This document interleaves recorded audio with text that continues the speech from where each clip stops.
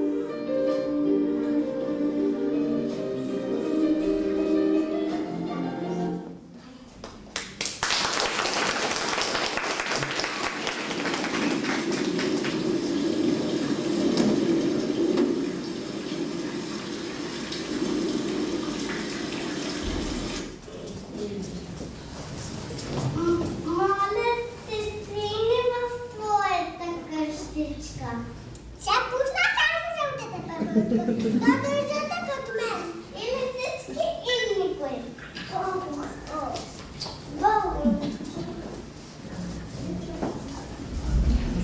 Моля те, братко, скринь в твоята къща. Ти пусна червената бедна. Тата червена като мен. Или всички, или никой. С Богом, с Богом. Кой ще ни суши крилцата ни? Кой ще ни суши крилцата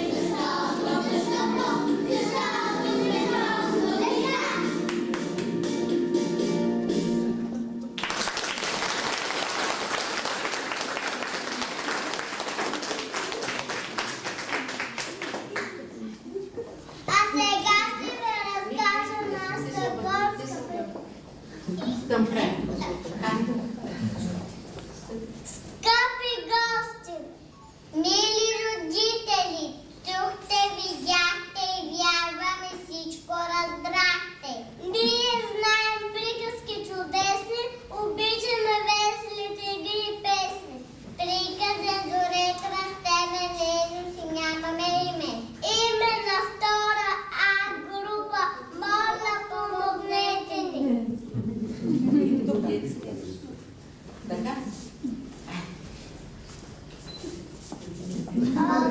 Захари, заповядайте.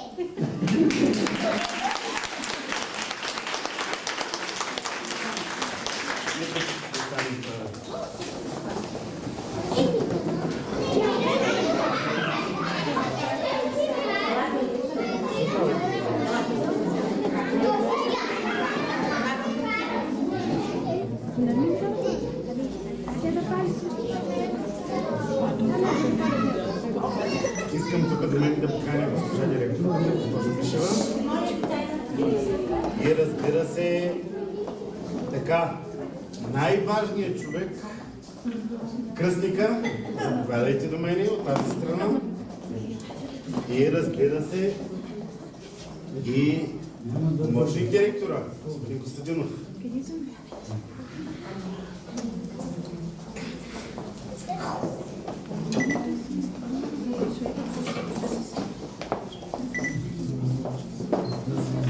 Вашето групичка, знаете как ще се казва вашата групичка? Не знаете. А как се казва вашата групичка? Втора групичка. А какво име ще има? Знаете? Какво ще бъде името? Ще ни каже кръстника. Така ли вие не го знаете? Айде сега ще питаме кръстника, да видим след малко той дали знае името на групичката. Внимавай, кръстник, само да не объркаш името на групичката. Как ще се казва групичката? Приказен свят. Ръкът е малко пъцема. Приказен свят. Приказен свят, така ли? Да.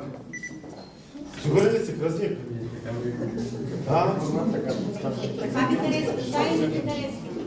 Всичко представено. Внимавай, след малко ще питам как ще бъде името на групата, да не объркаш, да не кажеш някое друго име.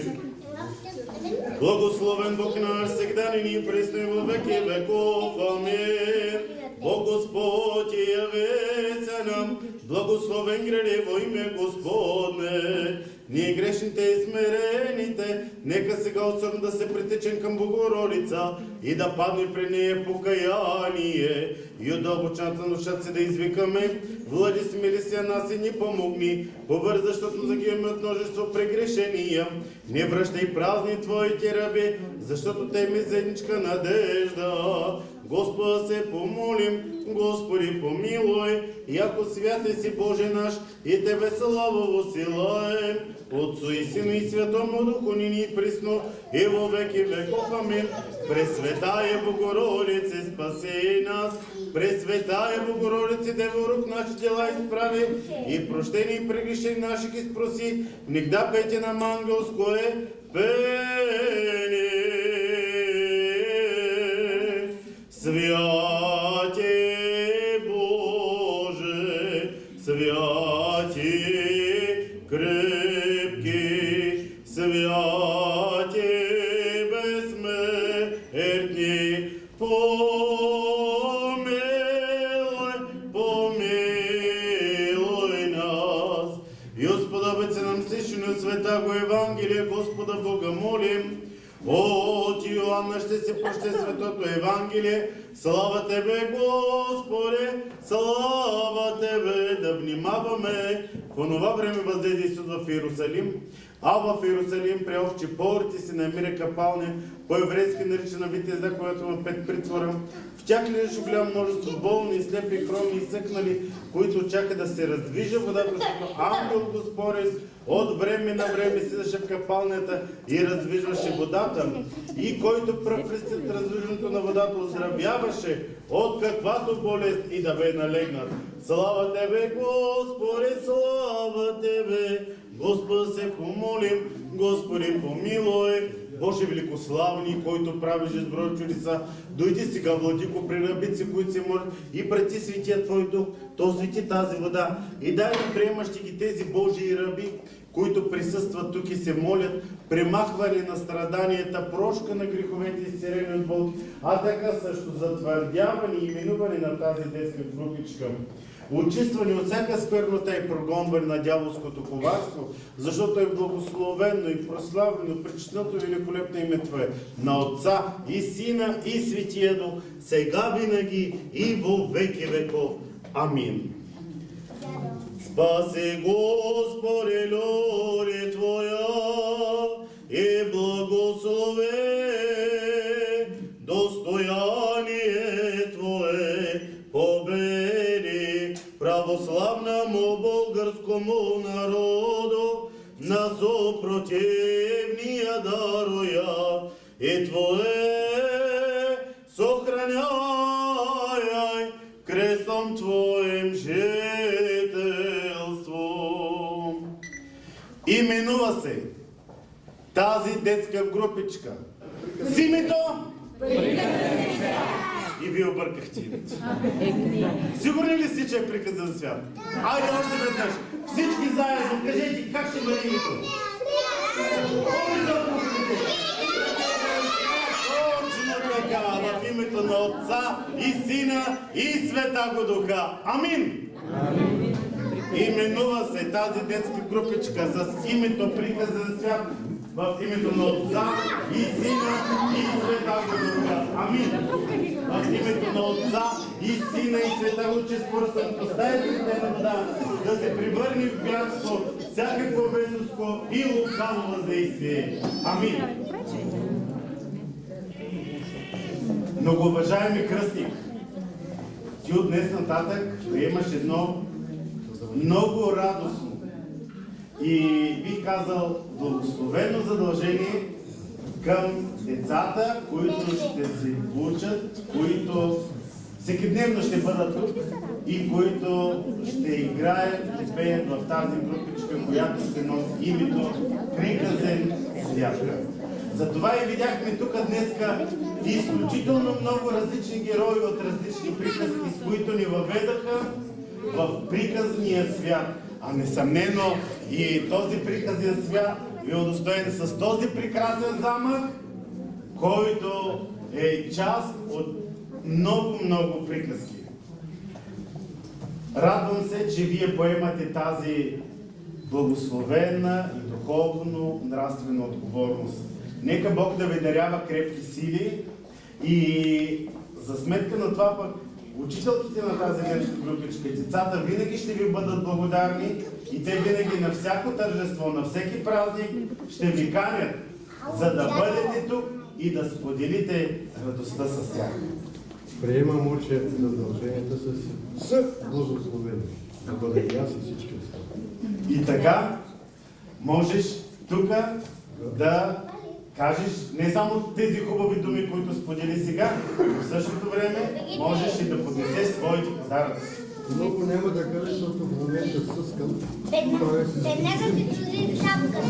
Нямам голямо желание да говоря на дълго. Поздравявам всички родители, дядовци, бабушки, майки и преподаватели, заместник директори. Искам от мое име и от цялото си семейство да подаря една картина и няколко подаръци, които не съм ги разглеждал, не знам какво представлява, но едновременно детски играчки. Това е залива Артемар. Браво! И запляскаме!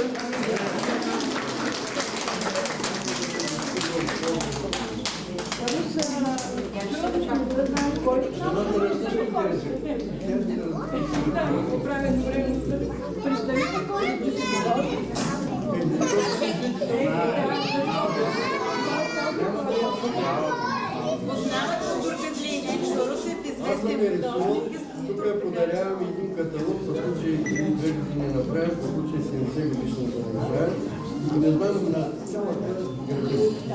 Ами, ще мога да поема. Много ви благодарим за чудесната картина. Ние с децата ще се стараем да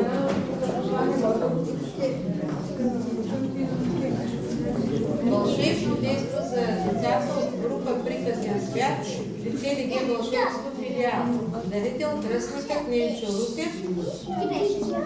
Нещо долу. Заливът, аз не мога. Несъмнено тук искам всички да поздравим хората, на които дължим това тържество. Заради които сме тук и заради които се грижат за нашите деца.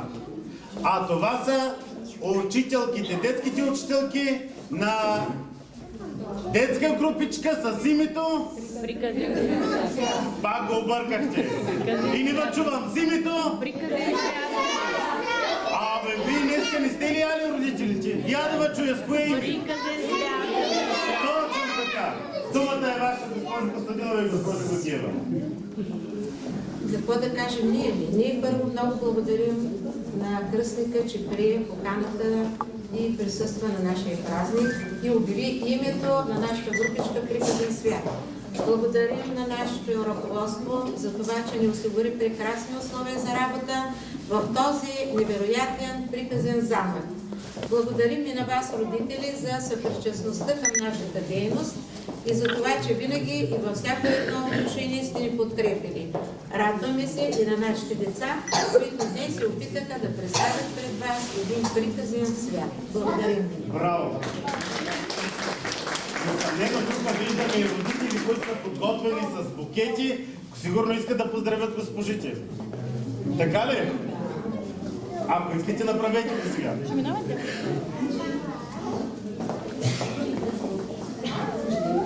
И нека, щом сме събрали днес да празнуваме, да тържествуваме, да именуваме името на детската групичка Приказен свят, да запеем всички на много е лета. На много е лета, много е лета.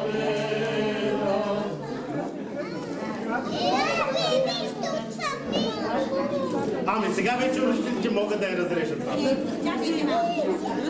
да разрежат тортата, имаме една малка изненада. Тъй като топлината от децата я получихме с много голяма сила, сега и на тях трябва да подарим топлина и светлина с символичното запалване на светлините на едната в група Приказен